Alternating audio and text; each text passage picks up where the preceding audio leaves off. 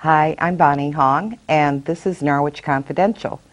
And we are without a crew in the control booth, so Ben is our control person tonight. Well, I'm Ben Hong. I'm the control. But I'm still going to actively participate. Thank you. If you couldn't hear him, he just spoke to us over his mic in the control room and said that he will still be actively participating. So this evening we are going to do, the format is a little different because we have a video that we felt was very important for you to see. There's been a lot of talk about voter fraud and many responses to the accusations of voter fraud. One has been that it's just a conspiracy theory, or that you have sore losers, and that really has not been any voter fraud.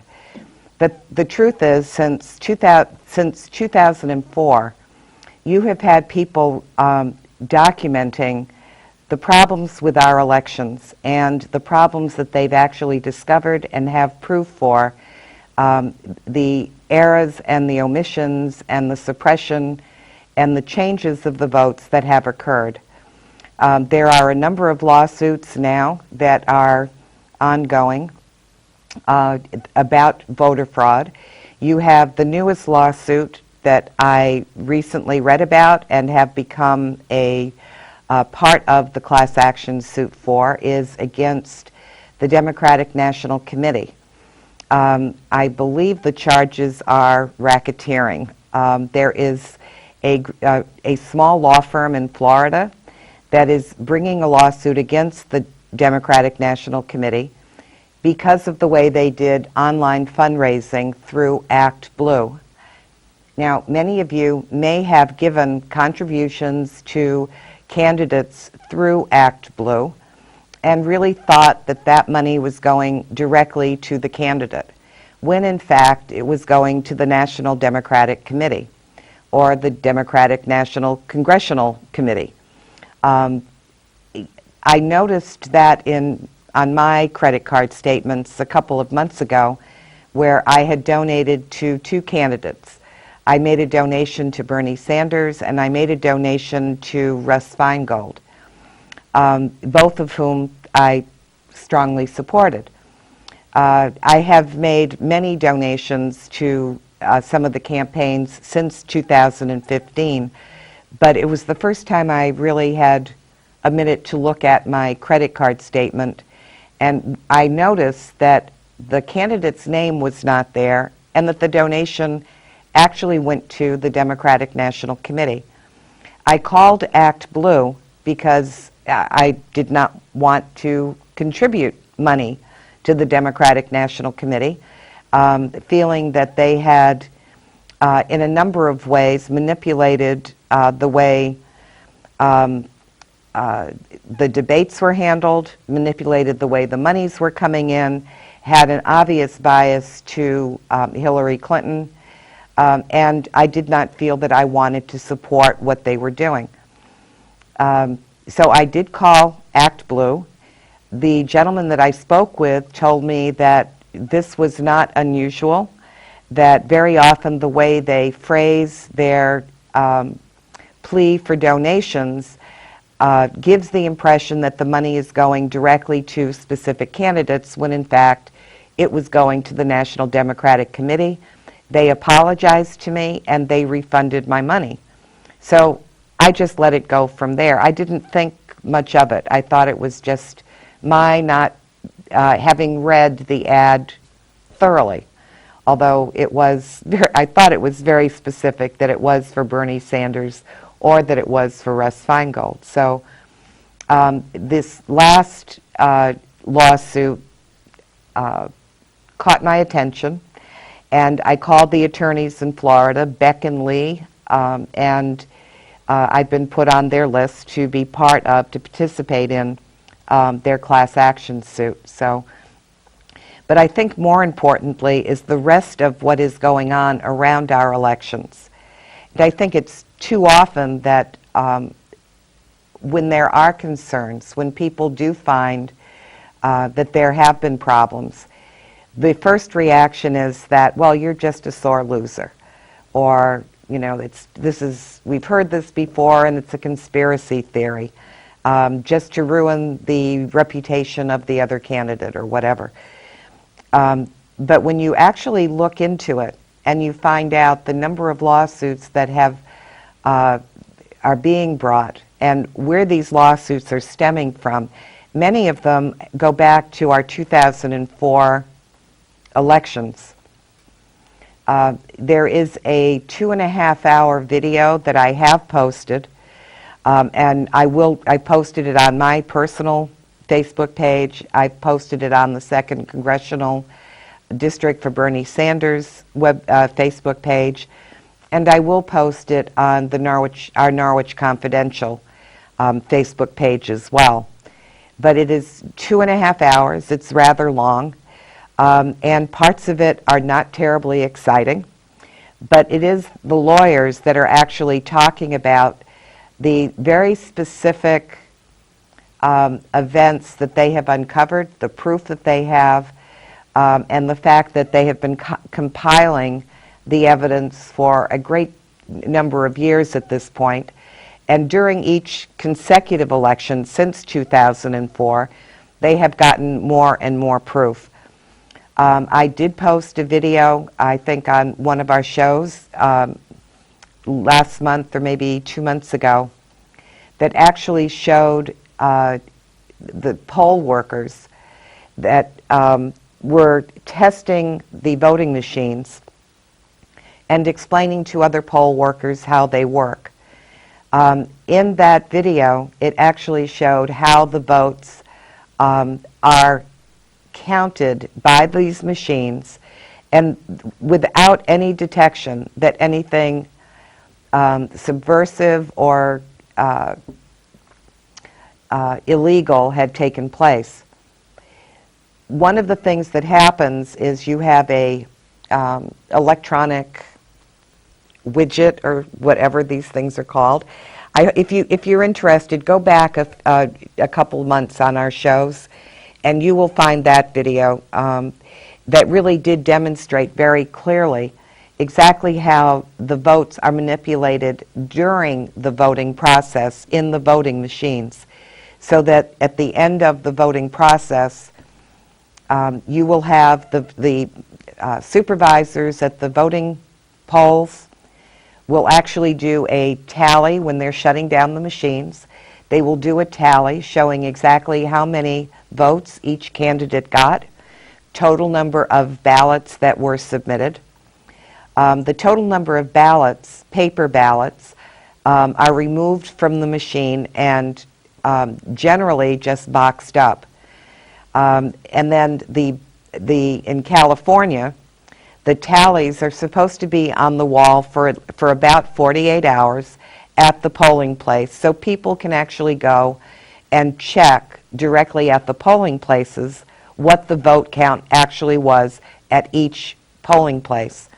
When you watch the video that we're going to show this evening, you will see exactly what happens.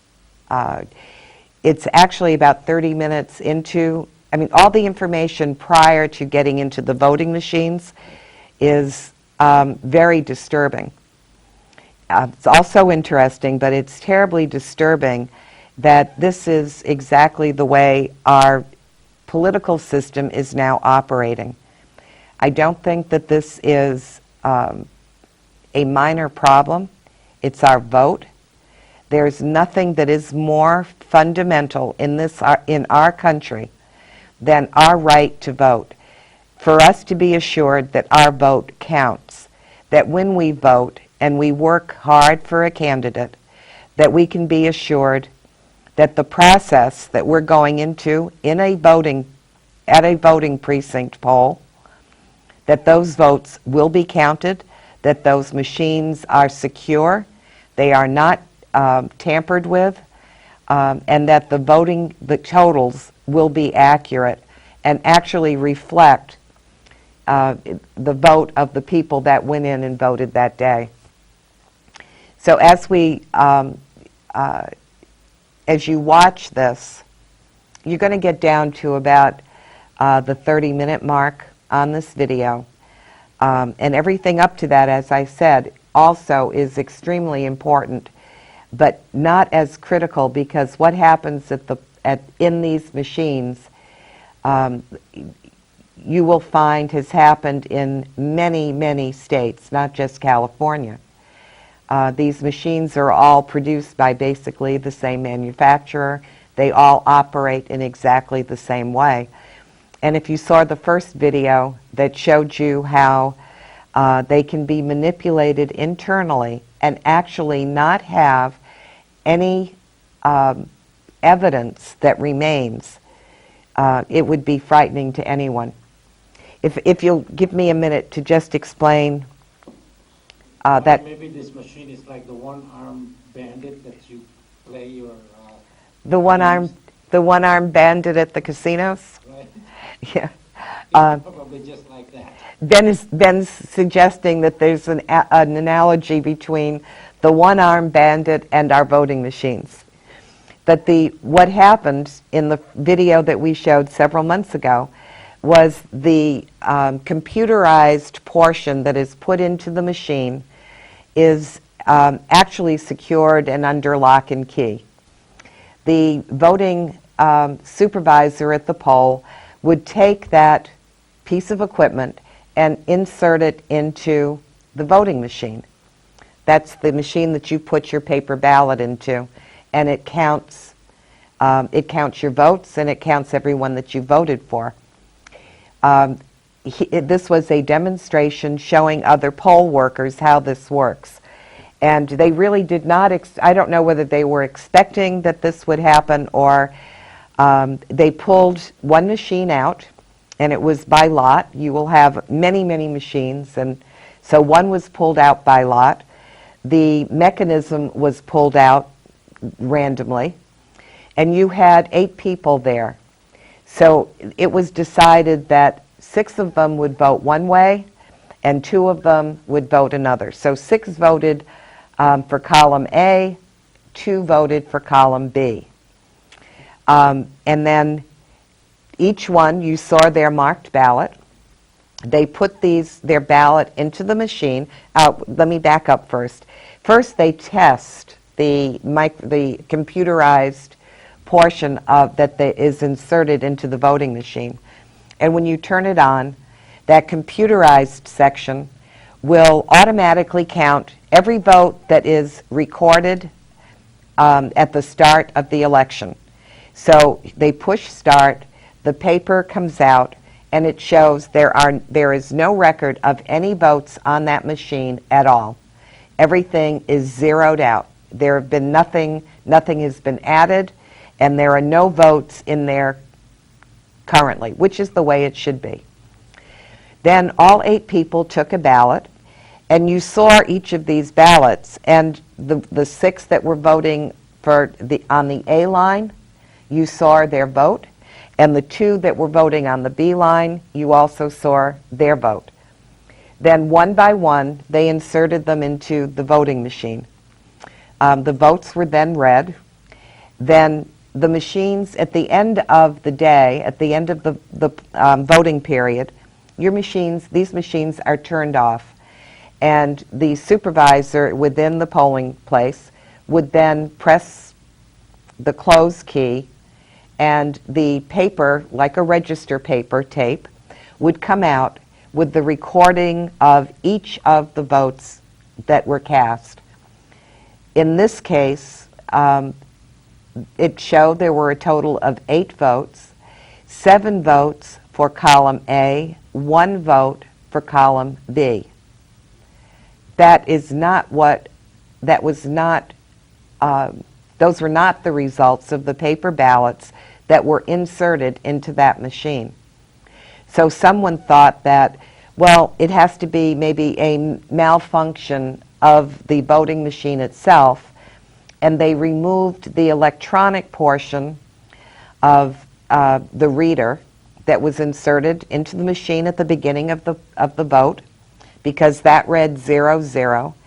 They then took that and hooked that up to be digitally read, And it was actually on that portion of the voting machine that came out with 7 votes for column A and 1 for column B. So there were obviously a switch of at least 1 vote. If you do that, if there's a switch for every 8 votes and someone is switched from one line to another, that would be a substantial switch in the way people within a district or a city would have voted. So there's real concern about the real accuracy of these voting machines. You will also see that in California, they basically did the same thing. And they were using inexperienced poll workers, people that when you register to vote, you have a line that says, you know, do you want to be a poll worker? And many of these people had said yes. They wanted to be involved in the process. So they talked about what their training was, and then they talked about what the real experience was. This video is really worth watching because it is like the canary in the coal mine. The canary can't breathe and dies, or is breathing toxic air down in the coal mine, and it dies. And it's the first warning to the miners that something is drastically wrong. People have been saying something is drastically wrong for a long time. It's time to stop saying that it's the losers that are whining, that it's a conspiracy theory. It's time we really looked at just what the evidence is. And there's a reason why these attorneys have taken a long time in compiling all of this information. People are going up against very powerful forces right now. And that's one reason why this video, to me, is really critical that you watch it and that you really understand what's happening to our vote. I think we're getting about ready to run the video. How are we doing in there, Ben? We'll be running the video in a second. Just keep on. Okay, just keep on talking. He's doing a great job in the booth. I prefer him out here with me, obviously, but it's going to be this video tonight that is really the show. We knew that a 2-hour video would lose your attention. They spend a lot of time with the real evidence and how they've compiled it. But I think that when you see this, there is enough evidence that's being shown in these very short 40 minutes that should have you really alarmed. And I think we certainly have to do a lot more about ensuring that our vote is actually counted. You know, there's something very wrong when it is the United States that goes to many of these countries to be sure that they are really having a democratic election when we don't have it here. We're all set. Okay. So you're going to watch the video. We will not be back. We want you to think about what is on the video when it's ended. And Ben and I will be back next week on Norwich Confidential. Thank you. The new NBC News Wall Street Journal Mayor's poll has a tight race in California. Wow! Senator Bernie Sanders seeming to gain momentum in California, which holds its primary in a week. Clinton needs the win to try to remove any legitimate rationale for him to remain in the race. A Bernie Sanders win in California is a political earthquake. Sanders actually has a 1-point lead, 48-47. Looks to me like we got a lot of people who are ready for a political revolution. But the headlines will be Clinton clinches the number of delegates needed to win the nomination, but loses California.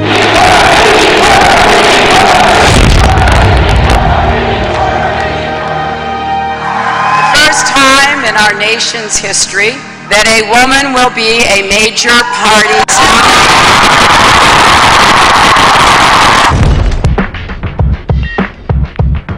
Well, you could be surprised to learn that as many as 3 million votes are left uncounted this morning, and that it could be weeks before they have all been tallied. Potential million or more, maybe 2 million. I even today heard 3 million potentially ballots still to be counted. How many people did you guys turn away today? Hillary Clinton is currently leading by about 440,000 votes.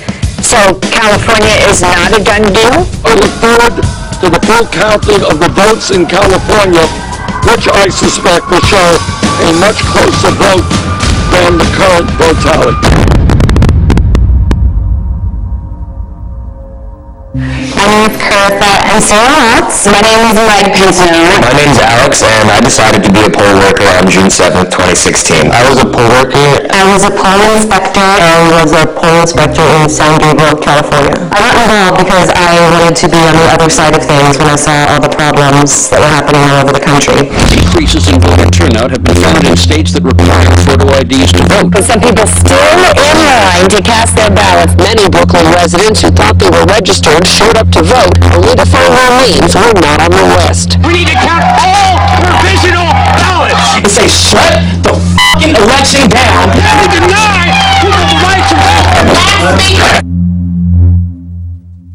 I really just felt like somebody responsible needed to be there, and there were 4,700 precincts in Los Angeles County, but at least at One precinct, I knew that I was going to be thorough enough to make sure that I could do what I can. So I get my own polling place, and I set everything up, manage the staff, and I go over with one of the staff to deliver all of the supplies and the ballots, on election night. I originally just applied to be a poll worker. When we went through the training a few days before that, they insisted that the inspectors were seasoned people who'd been doing this for years, so if we had any problems, the inspector would be there to help us out.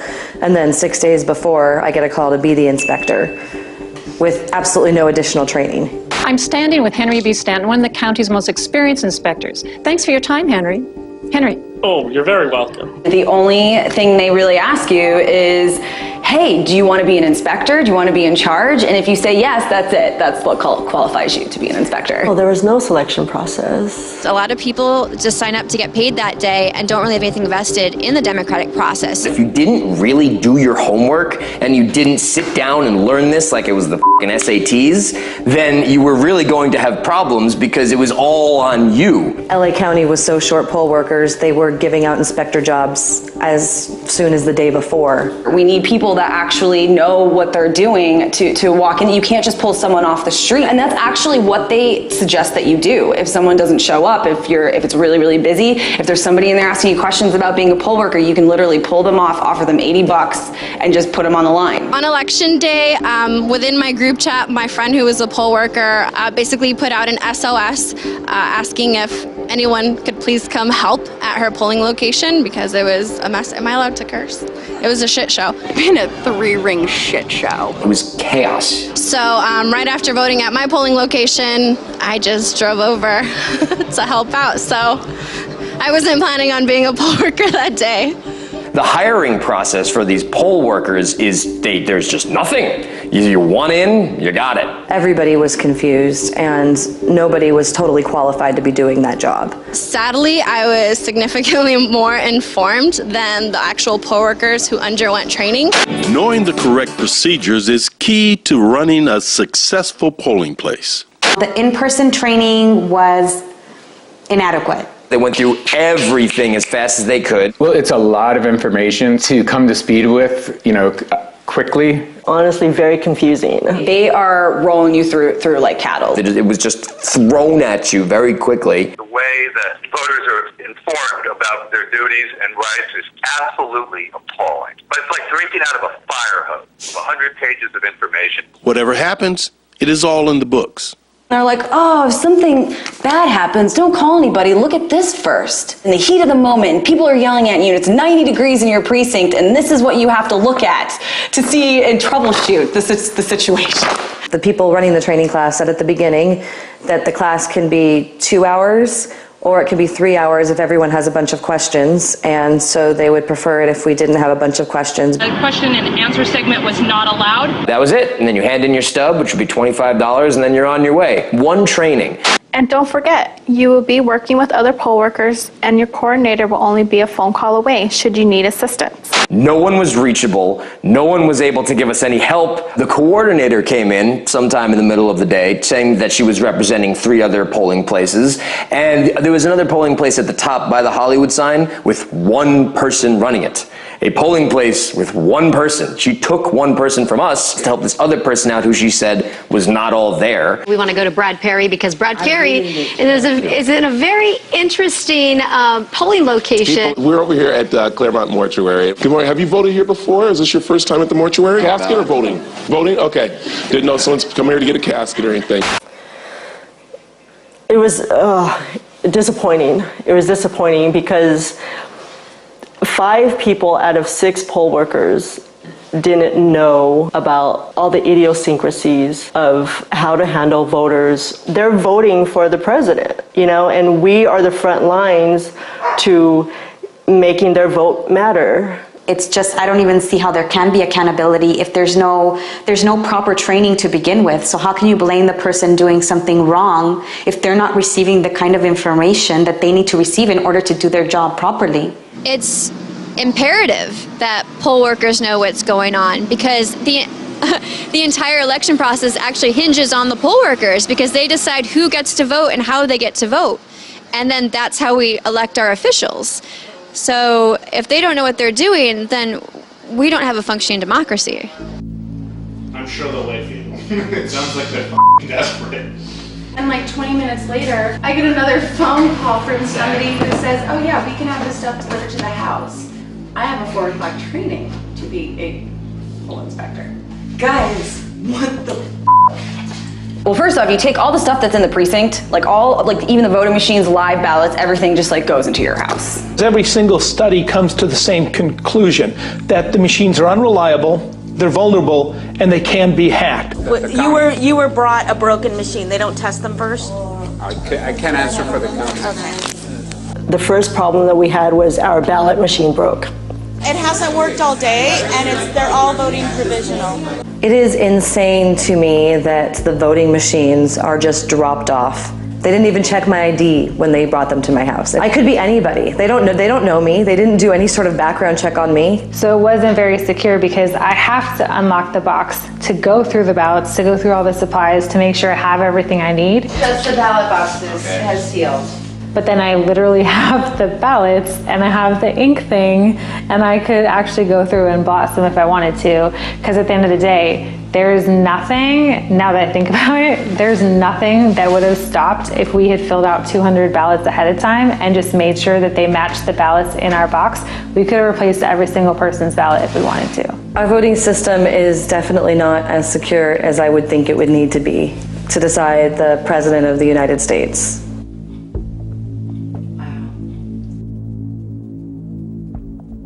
A great democracy does not make it harder to vote than to buy an assault weapon.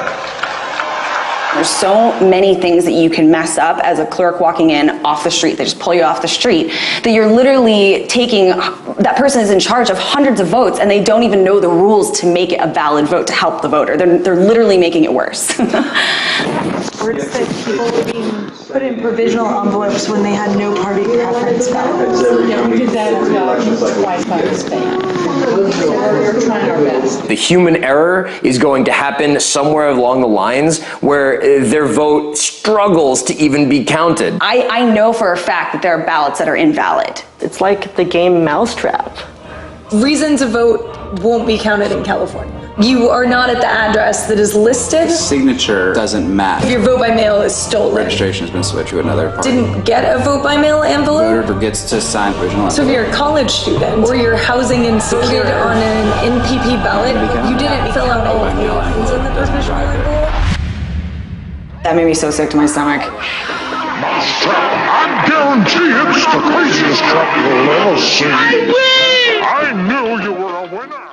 I had my initial training on May 17th. The woman that I was sitting with was telling me all about this, poll worker, like subculture that they have and all their flair that they wear on their, their stuff. It was so cute, and it made me feel confident sitting there that I was with people that have been doing this, since the Truman years. So we came to that part and how to process no party preference voters.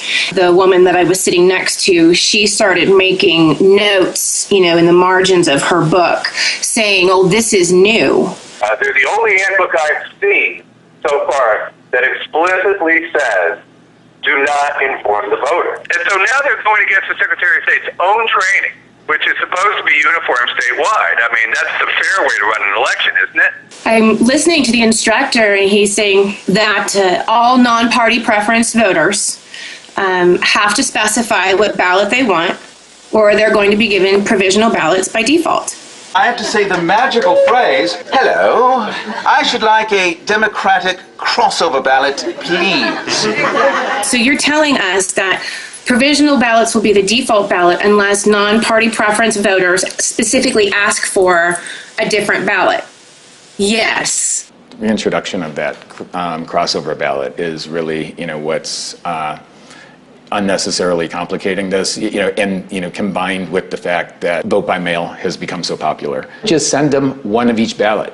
I am of the belief the Democrats wanted this election to be messy because it benefited the candidates that have been organizing from the start, who has older voters, who have more experience in voting. The presidential primary is the most complex election that we conduct in the state of California. There are elements of it that by design are challenging for voters, cumbersome for poll workers, and difficult to administer. Experts spoke about California's record voter registration and the need for improvement, such as making sure no party preference voters, a voter bloc believed to heavily favor Sanders, could easily vote for president. For no party preference voters, it was honestly quite a challenge. We tried everything we could think of with our limited budget to make sure the information was out there. If you're aware of the mistake when you're making it, can you still call it a mistake? The Secretary of State, of course, is close to Hillary Clinton. There are whole numbers of so-called Democrats in this state that don't seem to care about votes being discounted and thrown away. It's profoundly disturbing. What do you make of the fact that the Secretary of State, which is the person who's responsible for handling elections, is a partisan position? Like, doesn't that seem like a conflict of interest in any state for the Secretary of State to endorse a candidate? And I understand we're all people, we're going to have our leanings, but I mean, he was actively campaigning for it. And then you're also designing policies which have a direct effect on what voting groups come out. In terms of restricting MPP voters in this election, I think it's pretty blatant. In fact, the quote was, provisional ballots will be your best friend all day. Oh, provisional supply kit. I don't think anybody really had any idea about the significance of what ballot would be counted when. If I were to put a percentage on it, 40% of them were provisional, and a lot of them were vote by mail. Out of 319, they give out 70 provisional ballots. Less than 275 people that showed up to vote, and we gave out 57 provisional ballots. I shared a precinct in Pasadena where I witnessed 157 provisional votes out of 300. That's more than half. We had about 54 provisional voters. It was mostly young people that were on the list. We had polling locations that had 80% of the ballots that were being cast at any one moment being provisional. All of those are provisional from today? So has it been down all day? Are you kidding? No, How many is there right there? I don't know. I'm sorry. There's like 200 ballots there. Basically, the way the ROV instructed us to give out provisional ballots was like an NFL player in a strip club making it rain. The fact that poll workers are just handing out provisionals like candy, just like, here you go, without questioning why the person might even need it in the first place, really disenfranchises the voter, and oftentimes voters are not even educated that they need to keep their ticket stub from the provisional ballot to check and make sure it's even counted. Comparatively to other states where they have very low rates of validation, California does validate and count provisional ballots at a very high rate. This was the number of provisional ballots cast. So at best, 38,700 voters in LA County alone are going to be disenfranchised on provisional ballots. That's the number that they're proud of, where they're like, hey, we do better than anyone else. We count all these ballots. And we are filing a lawsuit which will put the spotlight on these exit polls. We announced we were going to file such a lawsuit to compel the news media to report the actual exit poll results so that the public would know if there's apparent fraud. And guess what the media did? They canceled the exit poll. You're going to sue us to make us make it public, or we just won't do it.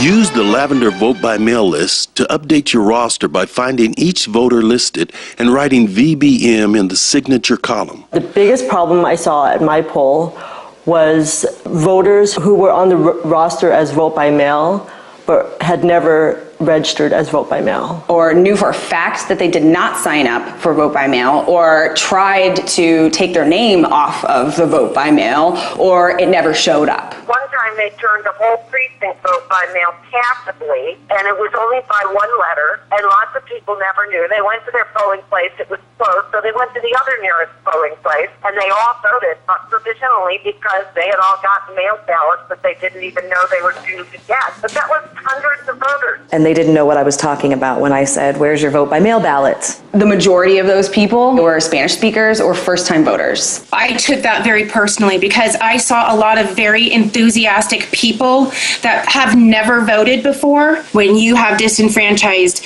over half of the people by telling them that they got their ballot when they didn't, they never got it. How easy is that? Mail came today and I still haven't gotten anything, so. Oh, okay. Here I am. That means 2 ballots were sent to me and got not to me. I think the other part that was disconcerting for me was that there were so many voters who initially questioned what the roster says, but then they gave the system the benefit of the doubt. So we gave them a provisional ballot as if they just forgot it, or got lost in the mail. And then they would come back and be like, I never signed up for vote by mail. They trusted the system, and the system totally failed them. I had people with their voter registration cards in front of me, giving it to me, saying, I am not vote by mail. And in the roster, it was listed as VBM. That's criminal. We used to have anecdotal evidence after we did the research that people who did vote at the polls because they never got their mail ballot looked back and the record shows a mail ballot was counted in their name for that election. Then we've always thought this was evidence of a capacity for insider fraud. If you guys received a vote by mail ballot and someone went in believing they were casting their vote for the first time and cast a provisional ballot, which one takes precedence? Which one is counted? The vote by mail ballot that was sent in initially would be the vote that counts. Does that seem like a strange policy if a person believes they didn't submit that ballot? I mean, I can't really go into policy and what's right and what's wrong. That is our procedure, though. And that's unsettling to me, because if that by mail ballot should be intercepted, the voting provisionally on election day, I mean, it seems to me that should override the vote by mail ballot. As an inspector, you get these supplemental roster sheets. They're blue, and they come in the mail the weekend before. So I got mine on Saturday and Monday. And essentially, as an inspector, what you do is you take these, you put them into the back of your official roster. And what they told us is that there's something that changed with that person. Either they're a new voter, or they moved, or their account has been updated in some way, right? And you find all the names, and you write VBM next to them, right? Vote by mail. And when I went in the next day, I lost count, right? People that came in that I hand updated VBM. They didn't know that they were a vote by mail. They didn't have their vote by mail. And then somehow in the system, last minute, You know, and it's really hard not to think that this is some kind of grand scheme. These were people that had no idea what we were talking about with vote by mail. So it just, if you look at this like a normal, rational person, it just seems ridiculous. If I had just not updated their names, they would have not voted provisionally and their votes would have counted in the first initial tally. Our biggest issues at our polling location were that people were showing up as vote by mail voters. It took me fighting with them for them to finally consider giving them a provisional ballot instead of just turning them away. You can call them. Yes, right now. I've been to the polling place 3 times today, correct? I chose Democrat. I'm at the polling place, I am no party preference. And I'm also vote by mail. And the only ballot I received in the mail is an American independent ballot. Right? She said, wow. One family, the father had, they'd been trying to switch his registration from Republican to Democrat for 8 years, because for 8 years they've had this issue that like they keep switching him back to Republican and he keeps trying to switch back to Democrat, and for some reason it's been an issue for 8 years. Another problem that I confronted was that there was people that showed up, their parties had been changed. People who had been registered as Democratic their whole entire life were now showing up as Republican. And they were like, there's no way that I did that. So I'm Steve Stokes. I ran in 2014 for House of Representatives as an independent or no party preference.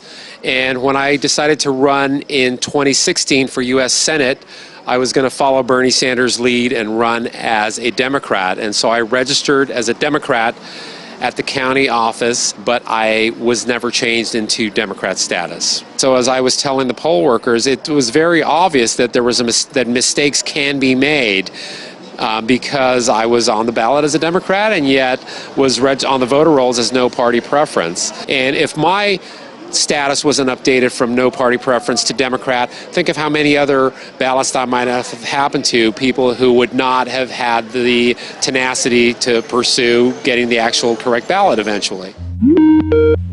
So I got my mail-in ballot and it said Republican, and I'm like, I've never been Republican. So I called the registrar's office and she said that indeed I was Republican since 2010. And I said, in the 2012 election, I received a Democratic ballot and I voted Democrat. That would make no sense for me to be registered Republican and receive my Democratic ballot. And she said that in 2010, electronically, it says that my account was switched to Republican, but that all of my signed paperwork from 2012 was Democrat. And she said, this is not right. This shouldn't be this way. And I said, well, can we fix it? And she says, I'm going to talk to my supervisor about this and call you back within the hour. And she never called me back. I ended up calling her back the next day and someone else answered the phone and goes, oh no, it says 2012, everything was changed electronically and you submitted a form for re-registering for the Republican Party. And I said, no. And she said, well, your social security number's here and your birth date's here and your signature's here, so you signed it. And I said, no, I didn't. I have no reason, nor would I ever say I'm Republican. She said, well, if you have a problem with the registry, then you can drive here to Norwalk and you can pay the fee so that you can view your file. And I said, wait, so I need to drive 50 miles to your location on my dollar and pay just to look at my file to verify that that's my signature? If your computer says something and my handwritten signature doesn't, shouldn't you fix the computer error? It would take 2 clicks of a mouse. To me, it sounds like it's all just BS. They had her voting record that she voted Democrat in the last election. Right. Why would you argue that? Wouldn't the benefit of the doubt be with her? No, apparently not. And I mean, her vote won't be counted.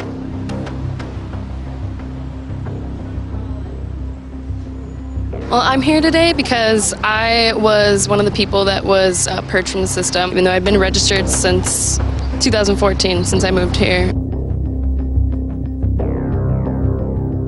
Why in a computer era where states require IDs, Ohio allows 17 types of IDs, why would you deregister anyone from the voting rolls. Like there's not enough room on the computer. And I'm trying to go vote. And the thing is, I'm not on the list. I have proof. I go on LAvote.net. I am registered as a Democrat, but I'm somehow not on the roster, so I'm not allowed to vote. And it's been something I've been trying to deal with since about 11 or 12 this morning, and it is now 3 o'clock. I'm excited about voting. I love that I have this opportunity that I get to have my voice, but not everyone is going to have that because they don't know this is happening. We had some issues with people not being on the rosters, and the hard part was some of them wouldn't stay long enough to find out why. They were just pissed off and walked off. My name isn't on anyone's list. Yeah, I have a voter ID right here. To me. There's a voter ID number. So many people showed up that weren't on our list.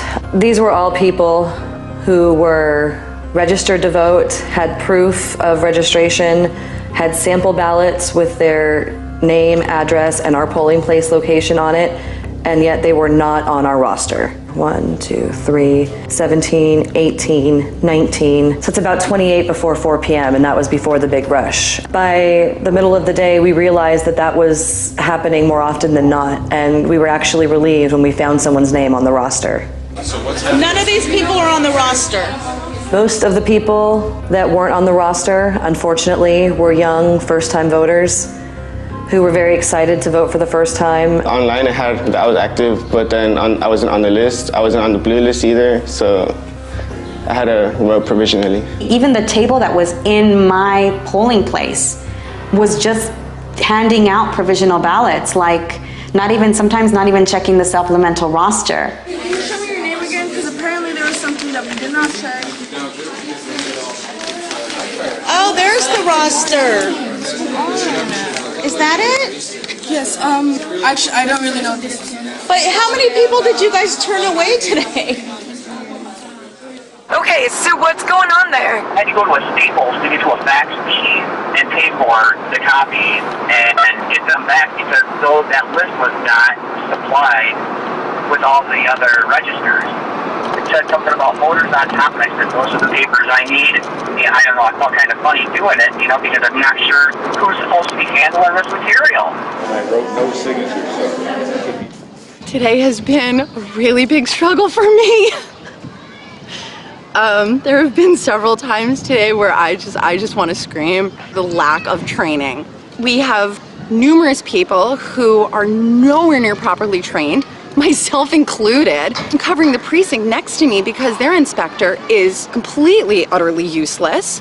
We wound up opening late because that table was nowhere near ready. I'm scared. Like, this is how it's been working for how long? And it's not working. Clearly it's not working.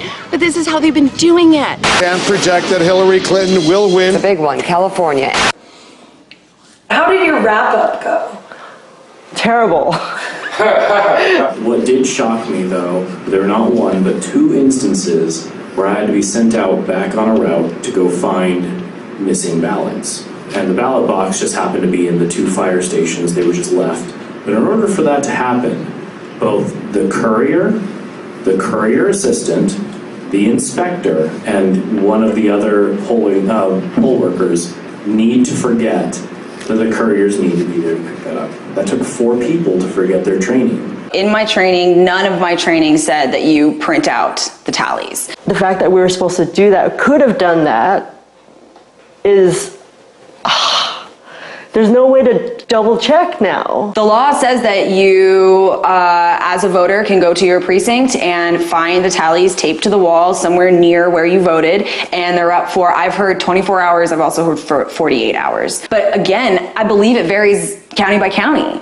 So I have not been able to find anybody yet that has found a tally in Los Angeles. When I printed the election summary reports when I was closing down the machine at the end of the night, the crossover Democratic ballot report still showed up as 0.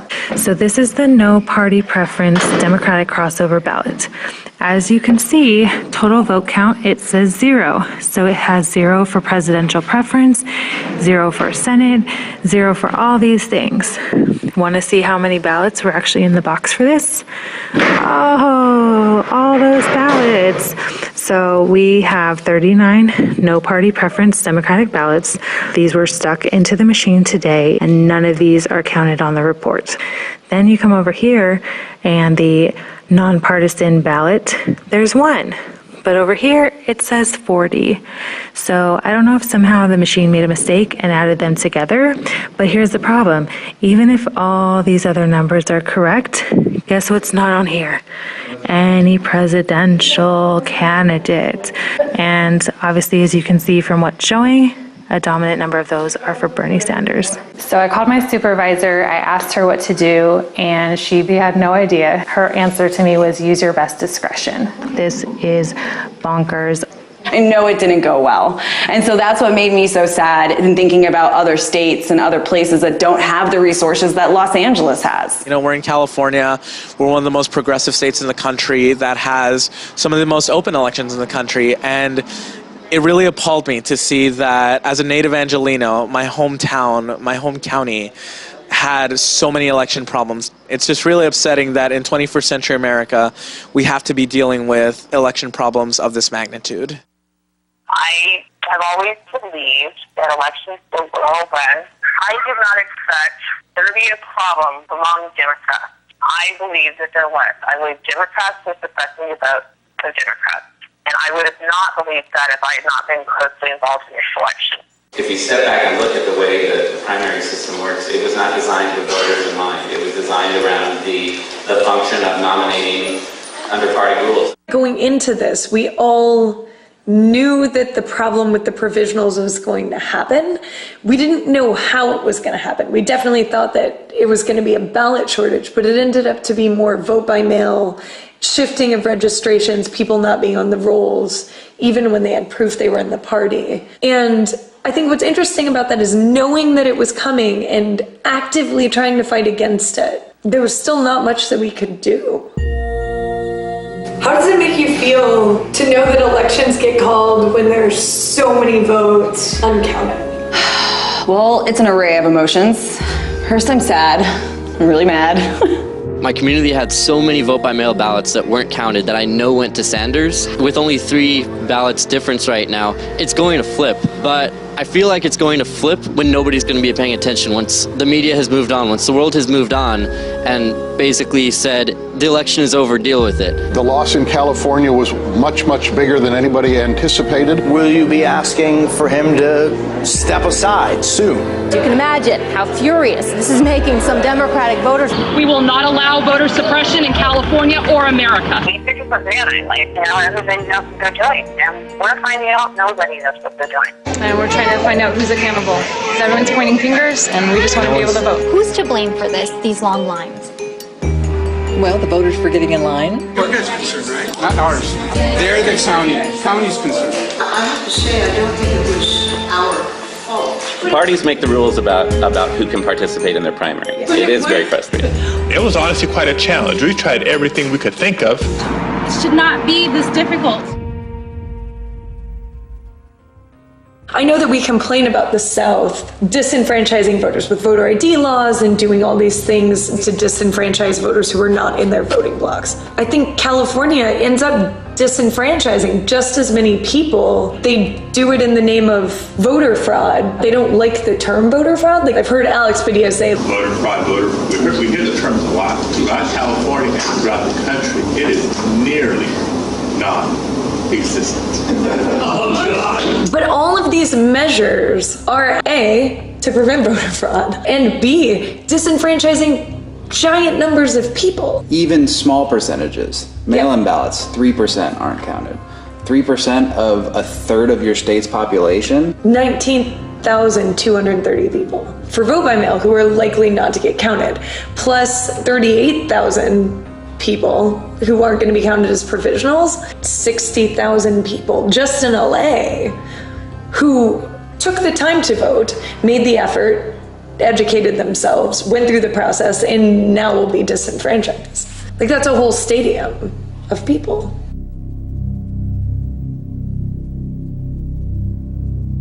Your vote could be the one that counts. A difference of only a few votes can decide an election. After seeing how many people, how many young people have been just pulled into this election, and having this be the result, or this what happened, you know, during their first experience voting, it makes me feel sad. After being a poll inspector, I feel like democracy doesn't exist. Well, jaded is an understatement. It was soul crushing, to be honest. I did not feel like it was democracy that day. It can be a little disappointing at times to think that this is our democracy. Democracy would allow equal access to voting. They wouldn't have restrictions to voting. It was really disheartening to see so many people have to go through so much just to be able to vote. It's a basic right. Less and less people are involved in our democratic process. Why is that? Because maybe it's not such a democratic process after all. Just the fact that they have those ballots and it's up to their discretion whether or not your vote counts bothers me.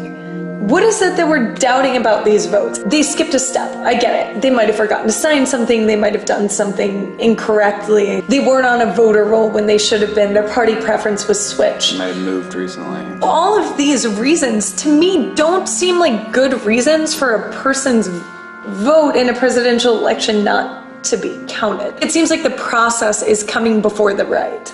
I believe in democracy. I believe it can work. It made me believe that there's less democracy here in the United States, definitely. The reason that I volunteered to do this today was because I know how screwed up and broken this system is, and I wanted a first-hand account, and this freaks me out. This is about our basic right to vote. And I believe the system itself is so disorganized and there's such little due diligence that there's absolutely no way that we still retain that basic right. Because when it comes down to it, if you can't have a fair election, then who even cares what's on the ballot? A true democracy does not decide the winner before all the votes are counted correctly.